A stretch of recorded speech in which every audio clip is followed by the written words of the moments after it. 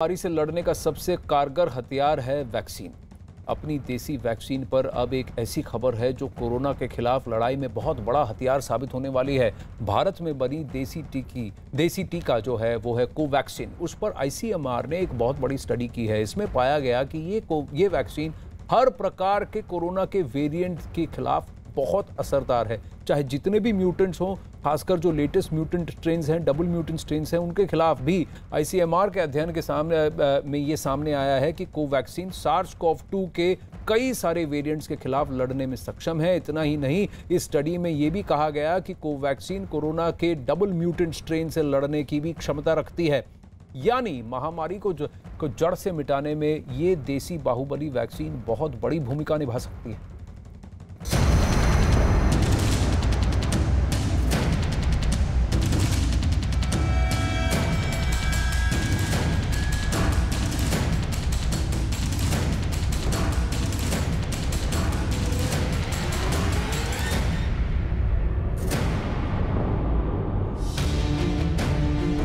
Corona virus की दूसरी लहर ने देश के सामने बहुत बड़ी चुनौती खड़ी कर दी है। कोरोना की ये लहर पहली लहर से ज्यादा संक्रामक, ज्यादा घातक और ज्यादा जानलेवा है। कोरोना की ये लहर चली है कोरोना के नए स्ट्रेन और कई वेरिएंट से। साल 2020 के मुकाबले 2021 में फैली कोरोना लहर बिल्कुल अलग है।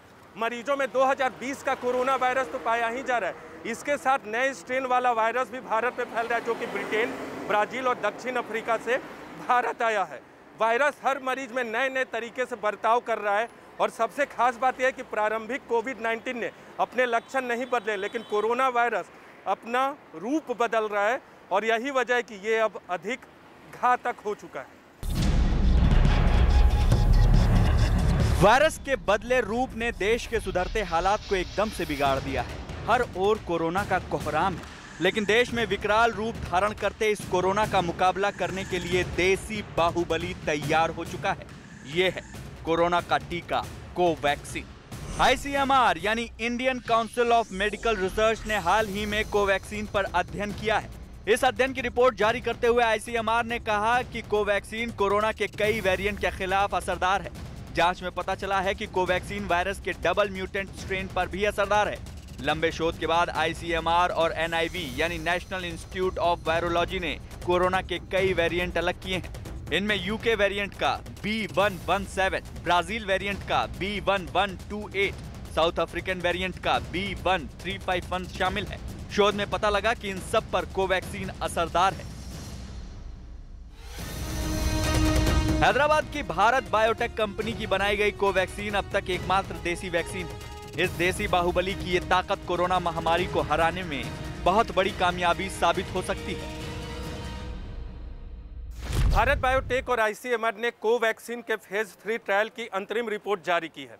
ये रिपोर्ट उम्मीदों को बढ़ाने वाली है, क्योंकि इस रिपोर्ट के मुताबिक कोरोना के मरीजों पर यह टीका 78% असरदार है और गंभीर रूप से कोरोना के मरीजों पर यह 100% तक असरदार है। यानी कोरोना का मरीज अगर गंभीर तौर पर भी बीमार है तो उसे अस्पताल में भर्ती कराने की ज़रूरत नहीं पड़ सकती है। इस रिपोर्ट के अंतिम नतीजे जून के महीने में आएंगे। 1 मई से वायरस के विरुद्ध टीका युद्ध और बड़े पैमाने पर छेड़ दिया जाएगा। देश में अब तक 13 करोड़ वैक्सीन डोज लग चुकी हैं, जबकि कुछ करोड़ वैक्सीन अभी भी स्टॉक में है। अब तक केंद्र सरकार ने सभी राज्यों को मुफ्त टीके दिए हैं।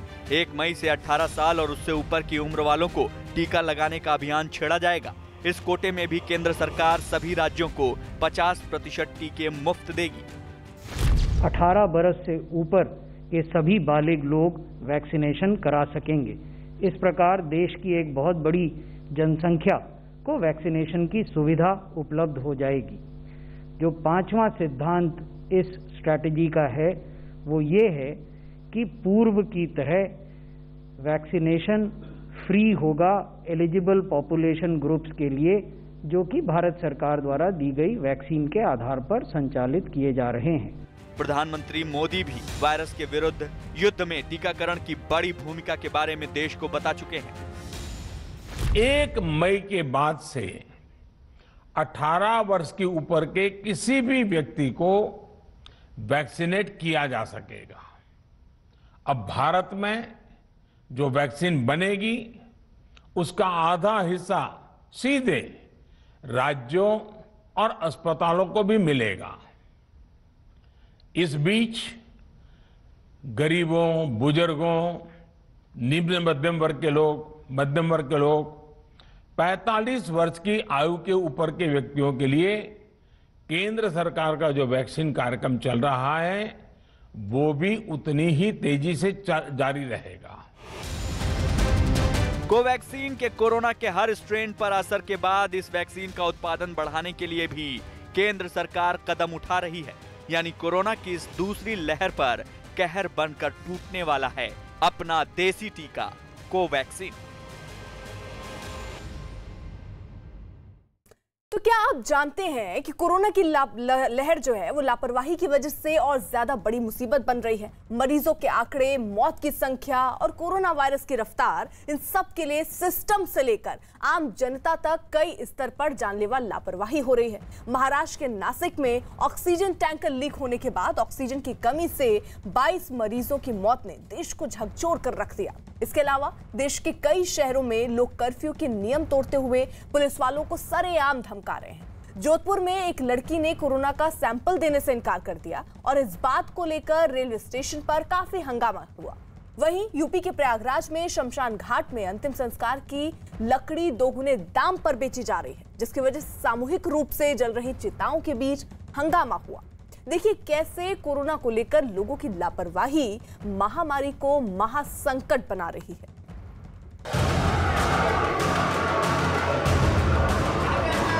टाइम पे मिला नहीं, 22 लोगों की मौत हो चुकी है। मैडम हम चौकी में खुद आप जला रहे हो, कह रहे हैं कि आप फ्री की नहीं लकड़ी है, करे फ्री की नहीं लकड़ी है।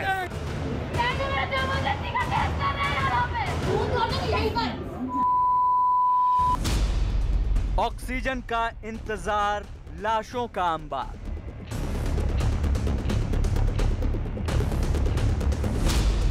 नासिक में ऑक्सीजन बर्बाद, जिंदगी तबाह।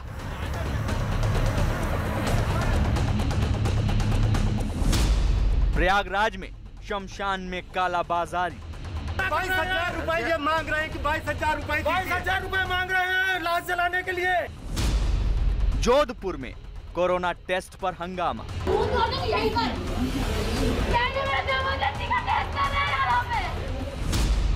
मध्य प्रदेश में ऑक्सीजन की लूट। दौड़ दौड़ के जाते पेशेंट भी देखें हम लोग और हम लोग जाके शिकायत भी करें, बस यही काम लोग रह गया हम लोग का। महामारी की बढ़ती मुसीबत के बीच देश कोरोना बढ़ाने, फैलाने और वायरस की चेन तोड़ने में रुकावट डाल रहे लोगों से परेशान है। देश के कई शहरों से ऐसी हैरान करने वाली तस्वीरें आ रही हैं, जहां लोगों की लापरवाही कोरोना का जानलेवा खतरा बढ़ा रही है। उन तस्वीरों से पहले आपको दिखाते हैं देश को झकझोर देने वाली खबर।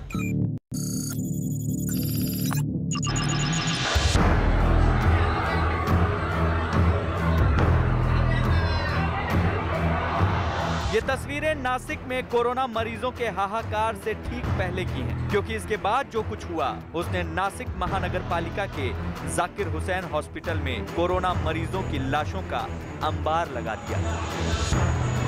हॉस्पिटल प्रशासन के मुताबिक यहां 25 कोरोना मरीज वेंटिलेटर पर थे, 60 से ज्यादा मरीज ऑक्सीजन सपोर्ट पर थे, लेकिन टैंकर से ऑक्सीजन रिफिल करते समय जानलेवा लापरवाही हुई। टैंकर का वाल्व खुला रह गया और देखते ही देखते ऑक्सीजन लीक होकर बर्बाद होने लगी। अस्पताल में अफरा तफरी मच गई। जब तक लीकेज रोका गया तब तक 25 मरीजों की मौत हो चुकी थी। ऑक्सीजन की आस में सबने दम तोड़ दिया। ये जाकिर हुसैन हॉस्पिटल नासिक महानगर पालिका की हॉस्पिटल है। यहाँ पर कोविड पॉजिटिव लोगों का उपचार होता है यहाँ पर। और यहाँ पर दोपहर के समय में करीबन 12 साढ़े 12 बजे के दरमियान जब ऑक्सीजन रिफिलिंग का काम चल रहा था तो उस समय जो रिफिलिंग के करते समय लीकेज हो गया।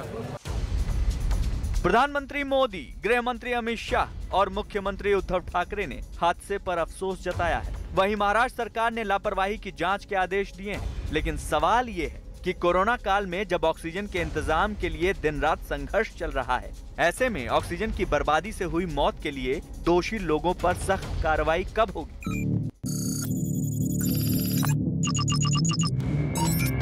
जोधपुर रेलवे स्टेशन पर एक लड़की पुलिस कर्मियों और मेडिकल स्टाफ को धमकाते हुए हंगामा करने लगी। रेलवे स्टेशन पर करीब 15 मिनट तक हंगामा करने के बाद लड़की जमीन पर बैठ गई।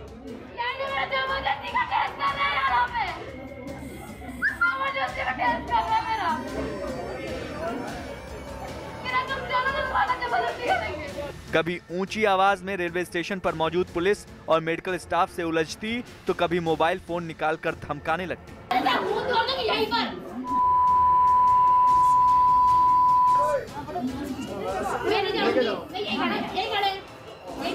पुलिस के मुताबिक ये लड़की भोपाल से जोधपुर पहुंची थी। कोरोना प्रोटोकॉल के तहत उसके पास RT-PCR की नेगेटिव रिपोर्ट नहीं थी। पुलिस और मेडिकल स्टाफ ने सैंपल देने के लिए कहा तो पहले रोने लगी और फिर जिद पर अड़ गई। कहने लगी सैंपल नहीं दूंगी, मुझे डर लगता है। बहरहाल कुछ देर तक प्लेटफॉर्म पर बैठी लड़की को पुलिस ने थाने चलने को कहा, तब जाकर वो सैंपल देने को तैयार हुई। ऐसे ही लोग कोरोना के यार कहलाते हैं, जो महामारी के नियमों को तोड़ते हैं और फिर सुरक्षा एजेंसियों से भिड़कर अपनी जगहसाई करवाते हैं।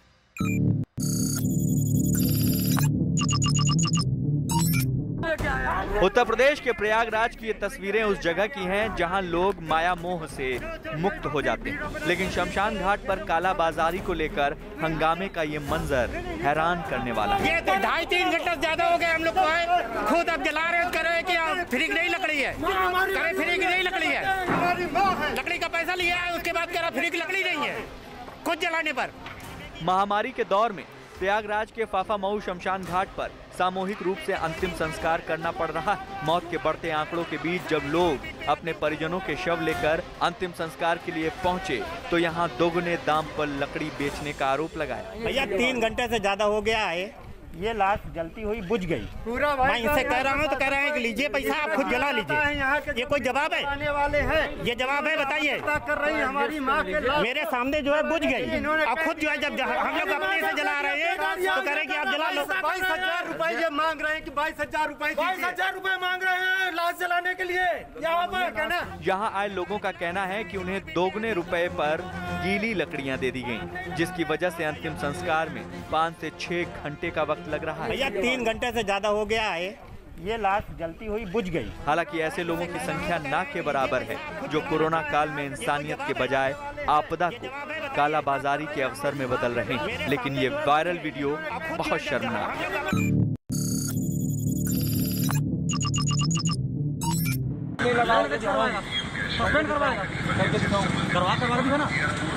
सड़क पर बिना मास्क घूमते हुए इस युवक को जब पुलिस वालों ने रोका तो वो पुलिस कर्मियों को सस्पेंड करवाने की धमकी देने लगा।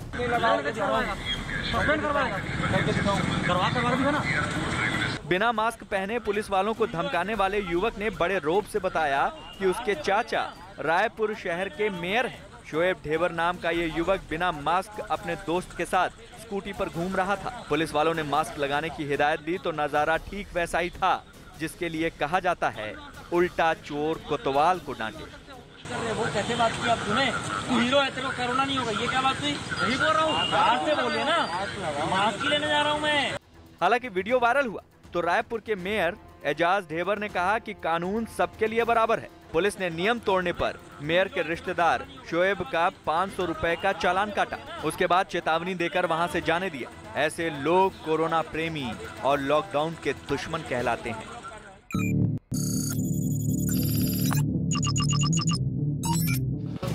राजस्थान के पाली में कोरोना गाइडलाइंस का पालन करवाने के दौरान एक विधायक ने पुलिस वालों को सड़क पर धमकाना शुरू कर दिया। ये सुमेरपुर विधानसभा के विधायक जोराराम कुमावत हैं। पुलिस वालों के मुताबिक जब वो कोरोना नियमों के तहत बाजार बंद करवा रहे थे उस दौरान एक दुकानदार लॉकडाउन में दुकान खोलने पहुंच गया। पुलिस वालों ने उसकी दुकान बंद करवा दी तो उसने विधायक से शिकायत की। कुछ देर में विधायक जोराराम कुमावत पहुंचे और पुलिस वालों को नसीहत देने लगे कि दुकान बंद करने में 5 मिनट देर हो जाएगी तो पहाड़ नहीं टूट जाएगा। 5 मिनट 10 मिनट में कोई आपका कोई यहाँ कोई पहाड़ पड़ रहा है क्या ऊपर से? सरकार की पालना, सरकार की पालना, सरकार हम भी सरकार के आप भी सरकार के हमको यहाँ कोई पहाड़ तो पड़ नहीं रहा है। 5 मिनट लेट हो जाएगा तो क्या कोई हो जाएगा? देश भर में सरकारों की बनाई हुई कोरोना गाइडलाइंस का पालन कराया जा रहा है। ऐसे में जनप्रतिनिधि अगर कोरोना नियमों को तोड़ने की हिमायत करेंगे तो कोरोना की मुसीबत को पहाड़ बनने में वक्त नहीं लगेगा।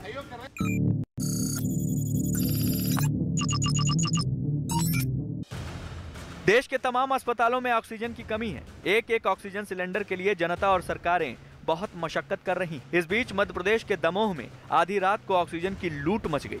भाई एक टेक्नीशियन क्या करेगा जब कह रहे हैं कि पुलिस दे दो कंटिन्यू उस लड़के के साथ। मैं वो ही बात कर रही 4 दिन से कह रही हूँ कि पुलिस साथ में दो। आपने हमसे कहा मैडम, क्या आपने अरे आपके एसपी के साथ सुनो, अरे चुप रहो, पहले आपको कुछ नहीं पता। मैंने 4 लेटर गए आपके एसपी के पास, 4 लेटर गए और 10 बार फोन किया है।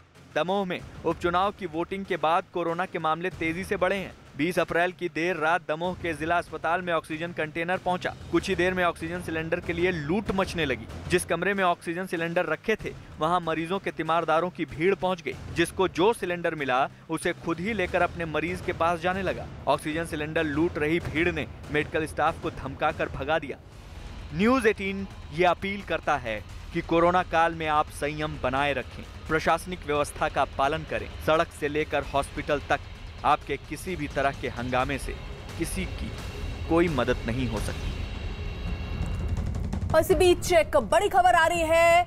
ऑक्सीजन पर जानकारी मिल रही है कि उसकी सप्लाई जो है वो सुचारू होगी। तो बड़ी खबर आ रही है, गृह मंत्रालय ने ये निर्देश दिए हैं कि जहां जहां देखिए ऑक्सीजन की दिक्कतें आ रही हैं वहां पर ऑक्सीजन जो है वो सही वक्त पर पहुंच जाए, इसके लिए निर्देश दिए गए हैं। ऑक्सीजन पर गृह मंत्रालय की तरफ से निर्देश दिए गए कि ऑक्सीजन की जो सप्लाई है वो जैसे चल रही थी सुचारू रूप से वैसे ही चलती रहेगी। उद्योगों के लिए जो ऑक्सीजन दिया जा रहा था उसे बंद करने की बात भी कही गई है। 9 श्रेणियों को ही ऑक्सीजन दिया जाएगा, ये जानकारी मिल रही है। तो जिस तरीके की दिक्कतें अस्पतालों में हो रही हैं ऑक्सीजन के ना होने की वजह से, उन दिक्कतों को दूर करने के लिए गृह मंत्रालय की तरफ से बड़ा कदम, जिसमें उद्योगों के लिए जो ऑक्सीजन था उसे बंद करने की बात आ रही है।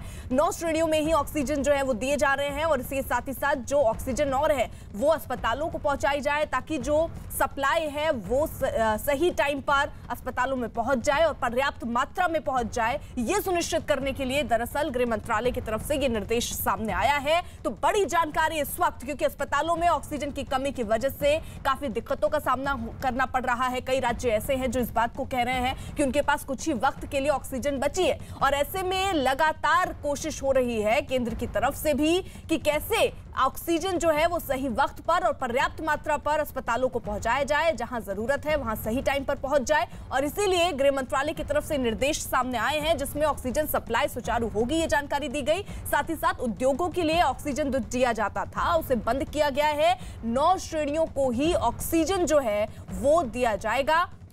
ऑक्सीजन पर गृह मंत्रालय की तरफ से ये महत्वपूर्ण निर्देश। अमित पांडे हमारे साथ, हमारे सहयोगी इस वक्त जुड़ चुके हैं। यानी अमित, यहां पर गृह मंत्रालय की तरफ से साफ ये निर्देश दिए गए कि जो उद्योगों को दिए जा रहे थे ऑक्सीजन उनको बंद करके अस्पतालों को पहुंचाया जाए। जिस तरीके से ऑक्सीजन की डिमांड बढ़ी है पिछले कुछ दिनों में, उसको लेकर गृह मंत्रालय ने आदेश दिया था। आज से वो प्रभावी है और आदेश को प्रभावी करने के लिए गृह मंत्रालय ने ये जो दिशा निर्देश हैं वह सारे राज्यों और केंद्र शासित प्रदेश को दिए हैं। इसके मुताबिक सिर्फ और सिर्फ मेडिकल जरूरतों के लिए पूरे देश भर में ऑक्सीजन की सप्लाई होगी। ऑक्सीजन का निर्माण करने वाली यूनिट और जो भी मैन्युफैक्चरिंग से जुड़े लोग हैं उनकी आवाजाही, उनके मूवमेंट में रोक नहीं होगी। ऑक्सीजन सप्लाई चेन से जुड़े हुए लोगों में कोई भी उनको रोक टोक नहीं होगी। और इसके अलावा जो वाहन ऑक्सीजन को लेकर जाते हैं उनको भी उन पर भी कोई रोक टोक नहीं प्रभावी रहेगी। तो इस तरीके से एक तरीके का आदेश है, एक प्रक्रिया जिससे यह सुनिश्चित किया जा सके कि ऑक्सीजन का फ्री फ्लो मूवमेंट यानी कि बेरोक टोक आवाजाही देश के हर हिस्से में हो। बिल्कुल, और इसीलिए ये कोशिश देखिए अब मिलकर केंद्र सरकार और राज्य सरकार तालमेल बैठाने की कोशिश भी कर रहे हैं और वो तमाम कदम उठाए जा रहे हैं ताकि अस्पतालों में ऑक्सीजन की कमी ना होने पाए।